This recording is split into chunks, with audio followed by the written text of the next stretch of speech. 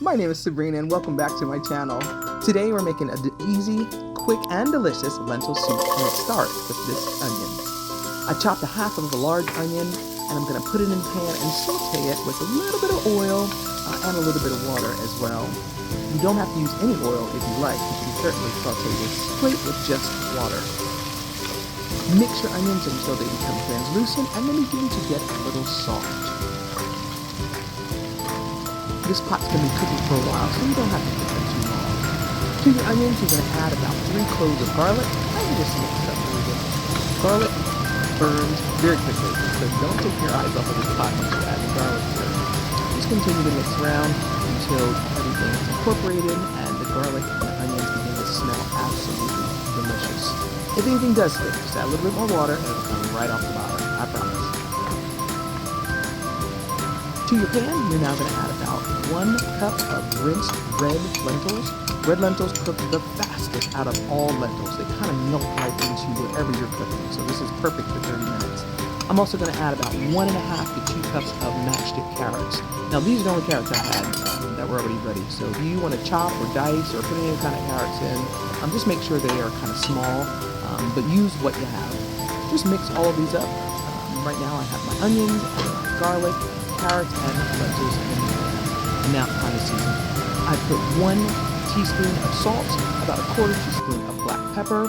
I'm also going to be adding 1 teaspoon of coriander, and then I struggled a little bit, but eventually I got this last teaspoon of cumin in the pot. So a lot of these seasonings sound and smell just like a Mediterranean restaurant. It's very Middle Eastern, so but that's the flavor I'm going for here. So mix it up so that all of the morsels in this pot are coated in each of the seasonings that we just put in the pan. Once you get everything coated, now you can add your liquid. I have about 2 cups of water to your 1 cup of lentils, so it's about a 2-to-1 ratio. However, if you want the soup really, really soupy, you can certainly add a little bit more. But I'd practice a little bit cooking lentils so that you know how they cook and how loose your soup will be.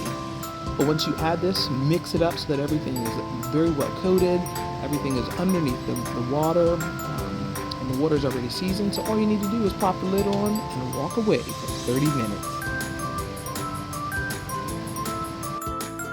When it's done, it'll be bubbling and beautiful, just like this.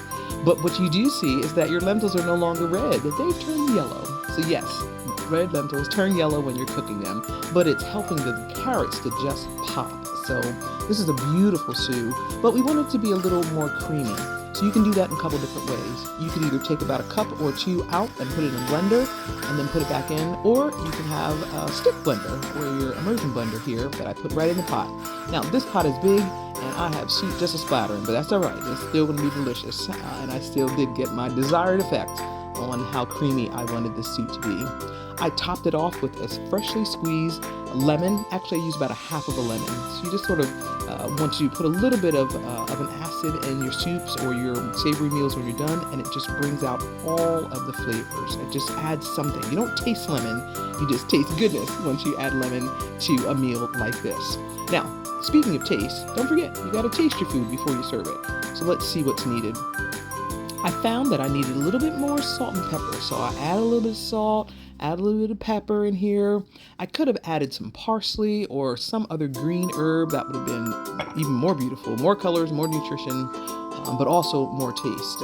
I could have put some spinach in there at this point, but I didn't do that. It was time to eat, and so I just mixed it up. The flavors were correct, the consistency was correct, and it was time to plate up my soup.